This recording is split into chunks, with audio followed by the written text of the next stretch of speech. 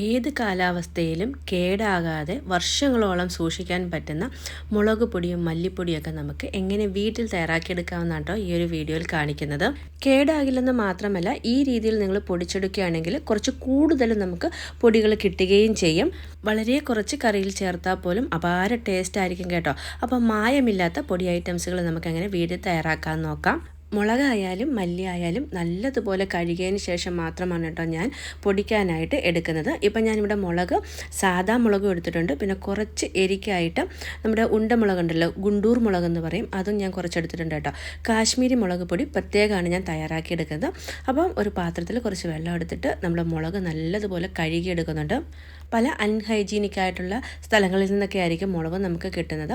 ഞാനിപ്പോൾ സ്ഥിരമായിട്ടുള്ള കടയിൽ നിന്ന് വാങ്ങുന്നതുകൊണ്ട് തന്നെ ഇതിലധികം അഴുക്കൊന്നുമില്ല. ചില സമയത്തൊക്കെ നമ്മൾ വാങ്ങുമ്പോൾ ഈ കഴുകുന്ന വെള്ളത്തിൽ വല്ലാത്ത അഴുക്കൊക്കെ ആയിരിക്കും കേട്ടോ. അപ്പോൾ എപ്പോഴും നമ്മൾ മുളകും മല്ലിയൊക്കെ ഇതുപോലെ കഴുകിയതിന് ശേഷം നല്ലപോലെ ഉണക്കിയിട്ട് വേണം പൊടിച്ച് വെക്കാനായിട്ട്. ഇപ്പം നമ്മൾ മുളകും മല്ലിയൊക്കെ നല്ലതുപോലെ കഴുകി എടുത്തിട്ടുണ്ട്. ഇനി നമുക്കിത് വെയിലത്ത് വെച്ചൊന്ന് ഉണക്കിയെടുക്കണം. ഞാനിപ്പോൾ ഇത് 2 ദിവസം നല്ലതുപോലെ വെയിലത്ത് വെച്ച് ഉണക്കിയെടുത്ത് പിന്നെ വറുത്തതിന് ശേഷമാണ് കേട്ടോ പൊടിച്ചെടുക്കുന്നത്. അങ്ങനെ ചെയ്യുമ്പോൾ കുറച്ച് കൂടുതൽ പൊടി കിട്ടുന്നതായിട്ട് എനിക്ക് തോന്നിയിട്ടുണ്ട് കേട്ടോ. നിങ്ങൾക്ക് വേണമെങ്കിൽ മൈക്രോ ഓവനിലൊക്കെ വെച്ചിട്ടൊന്ന് ചൂടാക്കിയതിന് ശേഷവും പൊടിച്ചെടുക്കാവുന്നതാണ്. ഇപ്പം 2 ദിവസം വെയിൽ കൊണ്ട് നല്ലതുപോലെ ഉണങ്ങിയെടുത്തതാണ് കേട്ടോ നമ്മുടെ മുളകും മല്ലിയൊക്കെ. നമ്മളിങ്ങനെ കൈ കൊണ്ട് എടുക്കുമ്പം കിലിക്കിലെന്ന് സൗണ്ട് കേൾക്കണം. ആ ഒരു പരുവം ആകുന്നത് വരെ നമ്മൾ ഉണക്കിയെടുക്കണം. അപ്പം മാത്രമാണ് നമ്മുടെ പൊടി ഐറ്റംസുകൾ കുറേ കാലം കേടാകാതെ ഉപയോഗിക്കാൻ പറ്റത്തുള്ളൂ. കൂടെ തന്നെ നമ്മൾ പൊടിച്ചെടുക്കുന്ന സമയത്ത് നല്ലപോലെ ഒരു ക്വാണ്ടിറ്റിയിൽ കിട്ടത്തുള്ളൂ.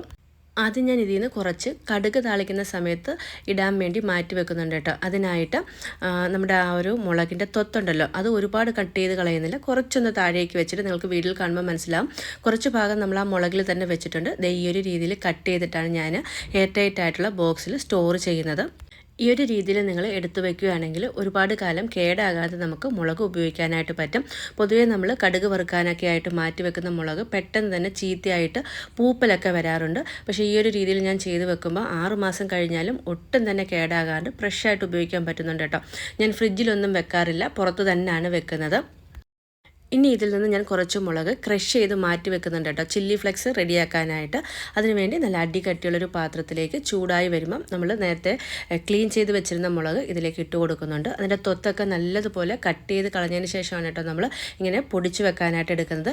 ഇനി ഇതിലേക്ക് നമുക്ക് 1-2 തണ്ട് കറിവേപ്പില കൂടി ചേർത്തിട്ട് എല്ലാം ചൂടിലിട്ടാണ് കേട്ടോ ഞാൻ വറുത്തെടുക്കുന്നത്. ഹൈ ഫ്ലെയിമിലോ മീഡിയം ഫ്ലെയിമിലോ ഒന്നും ഇടുന്നില്ല, വളരെ ലോ ഫ്ലെയിമിലിട്ടിട്ടാണ് വറുത്തെടുക്കുന്നത്. ഇതുപോലെ നിങ്ങൾ 2 തണ്ട് കറിവേപ്പില കൂടെ ചേർത്ത് വറുത്തെടുക്കുകയാണെങ്കിൽ നല്ല ടേസ്റ്റ് ആയിരിക്കും കേട്ടോ. നമ്മൾ മുളക് കൈകൊണ്ട് പിടിക്കുന്ന സമയത്ത് മുളകിന് നല്ല ചൂടുണ്ടാകണം. ആ ഒരു സമയത്ത് ഫ്ലെയിം ഓഫ് ആക്കിയിട്ട് നല്ലതുപോലെ തണുത്തതിന് ശേഷം ഒട്ടും തന്നെ വെള്ളത്തിൻ്റെ നനവില്ലാത്ത മിക്സിയുടെ ജാറിലേക്ക് മാറ്റി കൊടുത്ത് ഒന്ന് പൊടിച്ചെടുക്കുന്നുണ്ട്. പൾസ് മൂഡിലിട്ടാണ് കേട്ടോ നമ്മൾ ഇതുപോലെ ക്രഷ് ചെയ്തെടുക്കുന്നത്. ഇനി നമുക്ക് ഒരു ഗ്ലാസിൻ്റെ ബോട്ടിലേക്ക് ഇത് സ്റ്റോർ ചെയ്ത് വെക്കാം. ഈ ഒരു ചില്ലി ഫ്ലേക്സ് നിങ്ങൾക്ക് എത്ര കാലം വേണമെങ്കിലും കേടാകാണ്ട് ഉപയോഗിക്കാനായിട്ട് പറ്റും. കടയിൽ നിന്നൊക്കെ ചില്ലി ഫ്ലേക്സ് വാങ്ങണമെങ്കിൽ അത്യാവശ്യം നല്ല പൈസയൊക്കെ കൊടുക്കേണ്ടി വരും. പക്ഷേ കുറച്ചൊന്ന് മെനക്കെടുവാണെങ്കിൽ നമുക്ക് വീട്ടിൽ തന്നെ നല്ല ഹെൽത്തി ആയിട്ട് ഇതുപോലെ തയ്യാറാക്കാവുന്നതാണ്. മുട്ടയൊക്കെ ഓംലേറ്റ് ചെയ്തെടുക്കുന്ന സമയത്തും പിസയൊക്കെ തയ്യാറാക്കുന്ന സമയത്തും ഇതിൽ നിന്ന് കുറച്ചൊന്ന് ഇട്ട് കൊടുത്ത് നോക്കും, നല്ല ടേസ്റ്റ് ആയിരിക്കും കേട്ടോ. നമ്മളിതിലേക്ക് കറിവേപ്പിലയൊക്കെ ചേർത്തിരിക്കുന്നതുകൊണ്ട് തന്നെ ഹെൽത്തിയുമാണ്.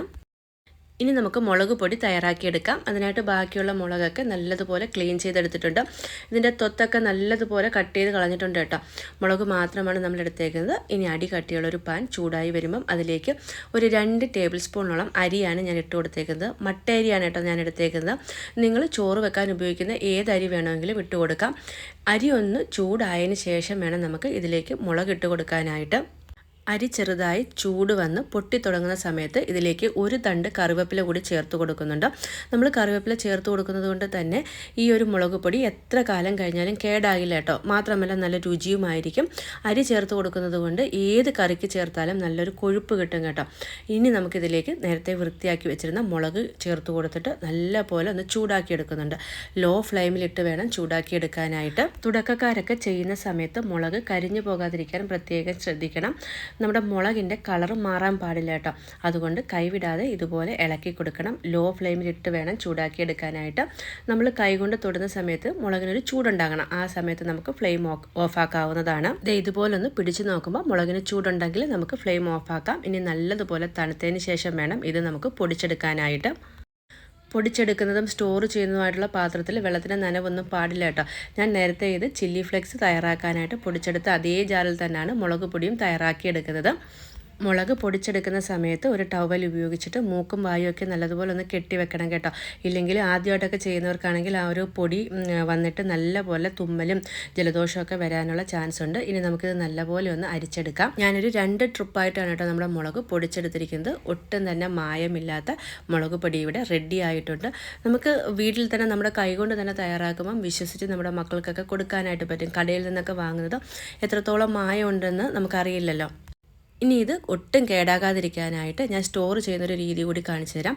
ഇതുപോലുള്ള ബോട്ടിൽ സ്റ്റോർ ചെയ്യുന്ന സമയത്ത് കുറച്ച് മുളക് പൊടി ഇട്ട് കൊടുത്ത് അതിന് മുകളിൽ കുറച്ച് ഉപ്പ് ഇതുപോലെ ഒന്ന് വിതറിക്കൊടുക്കും. ഇനി അതിന് മുകളിലേക്ക് അടുത്ത ലെയർ മുളക് പൊടി ഇട്ട് കൊടുക്കും. ഈ ഒരു രീതിയിലാണ് കേട്ടോ ഞാൻ മുളക് പൊടി സ്റ്റോർ ചെയ്ത് വെക്കുന്നത്. ഇങ്ങനെ സ്റ്റോർ ചെയ്ത് വെക്കുന്നത് കൊണ്ട് തന്നെ ഏതൊരു കാലാവസ്ഥയിലും നമ്മുടെ മുളക് ചീത്തയായി പോകത്തില്ല. മാത്രമല്ല നമ്മുടെ മുളക് പൊടി കട്ട കെട്ടാണ്ടും ആ ഒരു കളർ മാറാണ്ടും ഒക്കെ നമുക്ക് സ്റ്റോർ ചെയ്യാനായിട്ട് പറ്റും കേട്ടോ. ഈ ഒരു രീതിയിൽ ചെയ്യുമ്പം നമ്മൾ കറി വെക്കുന്ന സമയത്ത് ഉപ്പ് കുറച്ചൊന്ന് ഇട്ട് കൊടുത്താൽ മതി. ഈ ഒരു രീതിയിൽ നമുക്ക് പൊടിച്ചെടുത്ത് പുറത്തുള്ളവർക്കൊക്കെ കൊടുത്തു വിടാനും കഴിയും കേട്ടോ. എത്ര കാലം കഴിഞ്ഞാലും ഈ ഒരു മുളക് പൊടി കേടാകില്ല. ഇനി എത്ര തണുപ്പുള്ള സ്ഥലത്താണെങ്കിലും നമുക്ക് ഫ്രഷ് ആയിട്ട് തന്നെ ഉപയോഗിക്കാനായിട്ട് പറ്റും. ഇനി നമുക്ക് മല്ലി എങ്ങനെയാണ് പൊടിച്ചെടുക്കുന്നതെന്ന് നോക്കാം. നല്ലതുപോലെ കഴുകി 2 ദിവസം വെയിലിൽ വെച്ച് ഉണക്കിയെടുത്തതാണ്. നല്ല അടികട്ടിയുള്ളൊരു പാനിലേക്ക് ഇട്ട് കൊടുക്കുന്നുണ്ട്. ഈ ഒരു പാൻ ചൂടായി കിടക്കുന്നതാണ് കേട്ടോ. ഫ്ലെയിം വന്നിട്ട് വളരെ ലോയിലാണ് ഇട്ടേക്കുന്നത്. ഇനി ഇതിലേക്ക് 2 ടേബിൾ സ്പൂണോളം ബസുമതി റൈസ് ചേർത്ത് കൊടുക്കാം. നമ്മുടെ മല്ലിപ്പൊടിക്ക് ഒരു കൊഴുപ്പ് കിട്ടാൻ വേണ്ടിയാണ് കേട്ടോ നമ്മളിതിലേക്ക് ബസുമതി റൈസ് ചേർത്ത് കൊടുത്തേക്കുന്നത്. ഇനി ടേസ്റ്റിന് വേണ്ടിയിട്ട് ഇതിലേക്ക് 1 മുതൽ 1.5 ടേബിൾ സ്പൂണോളം കുരുമുളക് ചേർത്ത് കൊടുക്കുന്നുണ്ട്. ഇനി ഇതിലേക്ക് 1 ടേബിൾ സ്പൂണോളം പെരിഞ്ജീരകം കൂടെ ചേർത്ത് കൊടുത്തിട്ട് നല്ലപോലെ നമ്മളൊന്ന് ചൂടാക്കി എടുക്കുന്നുണ്ട്. കൈവിടാതെ ഇതുപോലെ ഇളക്കി കൊടുക്കണം. നമ്മുടെ മല്ലിക്ക് എല്ലാ ഭാഗത്തും ചൂട് കിട്ടണം കേട്ടോ. ആ ഒരു രീതിയിൽ വേണം ഇളക്കി കൊടുക്കാനായിട്ട്. അടിക്ക് പിടിക്കരുത്, മല്ലിയുടെ കളറും മാറരുത്, അത് പ്രത്യേകം ശ്രദ്ധിക്കണം. ഇനി ഇതിലേക്ക് 2 തണ്ട് കറിവേപ്പില കൂടെ ചേർത്ത് കൊടുക്കാം. ഈ ഒരു മല്ലിപ്പൊടി എടുത്ത് കുറച്ച് ഏത് കറിയിലിട്ട് കൊടുത്താലും അപാര ടേസ്റ്റ് ആയിരിക്കും കേട്ടോ. മുളക് പോലെ തന്നെ നമ്മൾ മല്ലി കൈകൊണ്ടെടുക്കുമ്പം നല്ല ചൂടുണ്ടായിരിക്കണം കേട്ടോ. ആ ഒരു സമയത്ത് നമുക്ക് ഫ്ലെയിം ഓഫാക്കാം. എന്നിട്ട് തണുത്തതിന് ശേഷം വേണം നമുക്ക് പൊടിച്ചെടുക്കാനായിട്ട്. ഞാനിപ്പോൾ ഇത് മുളക് പൊടിച്ച് അതേ ജാറിൽ തന്നെയാണ് കേട്ടോ പൊടിച്ചെടുക്കുന്നത്. ഇനി ഇതൊന്ന് അരിച്ചെടുത്ത് കഴിഞ്ഞാൽ ഒട്ടും തന്നെ മായമില്ലാത്ത വീട്ടിൽ തയ്യാറാക്കിയെടുത്ത മല്ലിപ്പൊടി റെഡിയാവും. മുളക് പൊടി സ്റ്റോർ ചെയ്ത് അതേ രീതിയിൽ തന്നെയാണ് കേട്ടോ ഞാൻ മല്ലിപ്പൊടി സ്റ്റോർ ചെയ്യുന്നത്. പാത്രത്തിലേക്ക് കുറച്ച് മല്ലിപ്പൊടി ഇട്ട് കൊടുത്തതിന് ശേഷം ഉപ്പ് കുറച്ചൊന്ന് സ്പ്രെഡ് ചെയ്ത് കൊടുക്കും. അതിന് മുകളിൽ അടുത്ത ലെയർ മല്ലിപ്പൊടി ഇട്ട് കൊടുക്കും. ഈ ഒരു രീതിയിലാണ് കേട്ടോ ഞാൻ മുളകും മല്ലിയൊക്കെ തന്നെ സ്റ്റോർ ചെയ്ത് വെക്കുന്നത്. വർഷങ്ങളായിട്ട് ഈ ഒരു രീതിയിൽ തന്നെയാണ് കേട്ടോ ഞാൻ മുളകും മല്ലിയൊക്കെ പൊടിച്ച് സ്റ്റോർ ചെയ്ത് സൂക്ഷിക്കുന്നത്. ഒട്ടും തന്നെ കേടാവുകയോ അല്ലെങ്കിൽ കട്ട കുത്തുകയോ അതിൻ്റെ കളറ് മാറുകയോ ഒന്നും ചെയ്യാറില്ല. നമ്മൾ അവസാനത്തെ സ്പൂൺ എടുക്കുന്നത് വരേക്കും നല്ല ഫ്രഷ് ആയിട്ട് തന്നെ നമുക്ക് ഉപയോഗിക്കാനായിട്ട് പറ്റും. അപ്പോൾ ഇന്നത്തെ നമ്മുടെ ചെറിയ വീഡിയോ വൈൻഡപ്പ് ചെയ്യാൻ സമയമായി. ഒട്ടും തന്നെ മായമില്ലാത്ത വർഷങ്ങളോളം സൂക്ഷിക്കാൻ പറ്റുന്ന മുളക് പൊടിയും മല്ലിപ്പൊടിയും ചില്ലി ഫ്ലെക്സും ഒക്കെ എങ്ങനെ വീട്ടിൽ തയ്യാറാക്കാമെന്നുള്ള ഈ ഒരു വീഡിയോ ഇഷ്ടപ്പെട്ടെങ്കിൽ സപ്പോർട്ട് ചെയ്യാനായിട്ട് മറക്കരുതേ. ഒപ്പം തന്നെ ഒരു പ്രാവശ്യമെങ്കിലും ഈ ഒരു രീതിയിൽ മുളകും മല്ലിയൊക്കെ നിങ്ങളൊന്ന് വീട്ടിൽ തയ്യാറാക്കി നോക്കണം കേട്ടോ.